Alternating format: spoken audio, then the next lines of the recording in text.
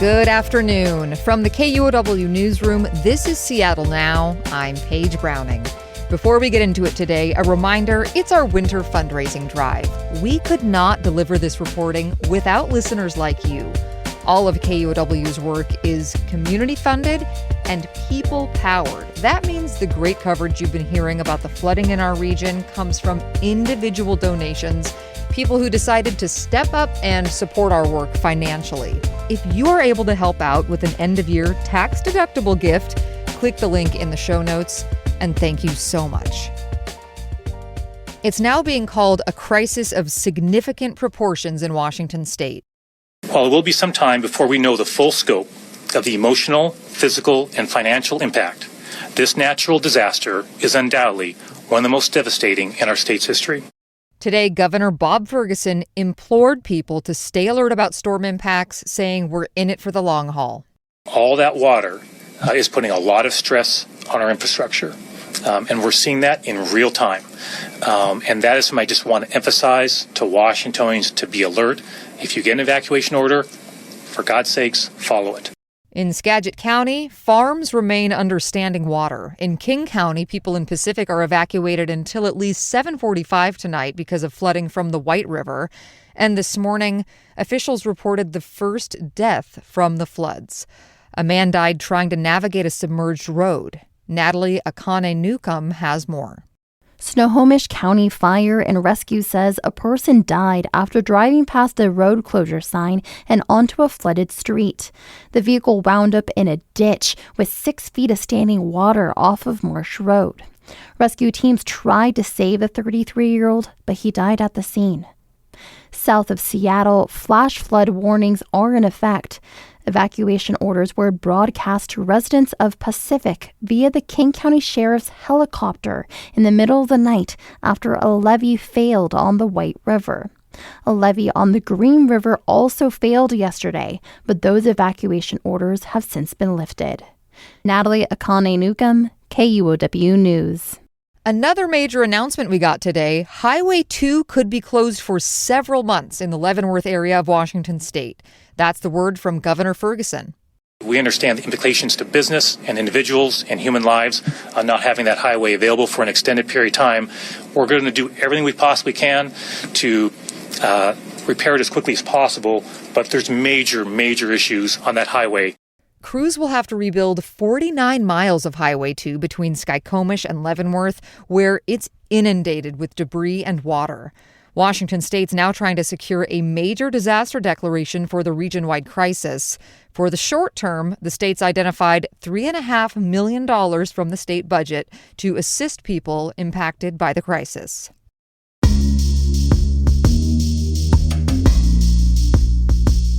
Hundreds of people in Auburn and Pacific in the south end of King County had to leave their homes early this morning because of the flooding White River. Casey Martin has the latest. First came the police, knocking on people's doors. Then, around 2:30 in the morning, Dean Johnson heard a loud message from the sky. Waking up to a helicopter saying, "Level 4, get out of here." And by the time we had our cars packed with just our minimum belongings, it was bad. It was bad. He's one of over 2,000 people in Pacific and Auburn who were told to evacuate. King County officials say a flood barrier on the nearby White River failed early Tuesday. By midday, some people waded through knee-high water to check on their flooded homes. Johnson came back to get his chickens out of the water. I had to take them out one by one out of the coop because the water was that deep, so I had to go save them. It could be days before he and his neighbors can return to their homes. In Pacific, I'm Casey Martin, KUOW News.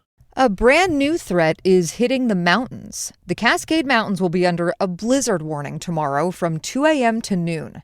Snoqualmie Pass could get 15 inches of snow. Stevens Pass could get up to 20 inches, and Mount Rainier and Mount Baker could see 2 feet or more. Officials say travel should be restricted to emergencies only over the mountains. Late payments will be okay for now on property insurance for people with home damage. Today, Washington's insurance commissioner issued an emergency order to help people who've been impacted by flooding. The order gives people a 45-day grace period to pay their insurance premiums and requires insurance companies to waive late and reinstatement fees.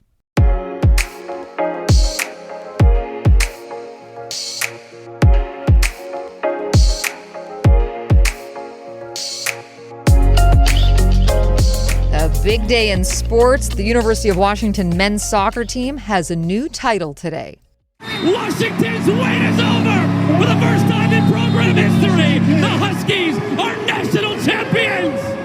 That was the call last night as the Huskies beat North Carolina State 3-2 in overtime. UW had a challenging road to their first ever championship win as the Dogs played each tournament game on the road against higher-seeded opponents. In other soccer news, FIFA says some World Cup tickets will be as low as $60 following fan backlash about high prices. FIFA says the $60 tickets will be made available for every game played in North America, and they'll be distributed by the national federations for the teams that are playing.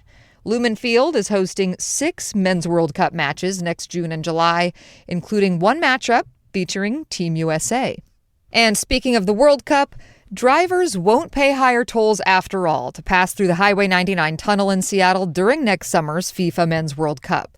Today, the Washington State Transportation Commission voted unanimously to park a plan to impose a surcharge.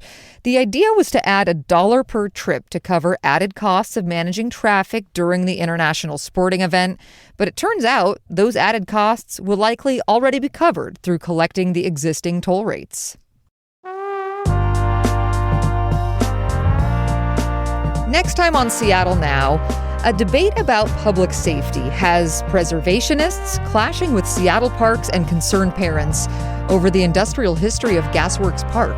This vestige of what the Pacific Northwest looked like at the turn of the century, of the last century, up against the most modern city in the West in a lot of ways. Hear more Wednesday morning. That's all for today from the KUOW Newsroom in Seattle. Our producer is Andy Hurst, and I'm Paige Browning. Seattle Now and KUOW are members of the NPR network. Stay safe, and we'll see you tomorrow.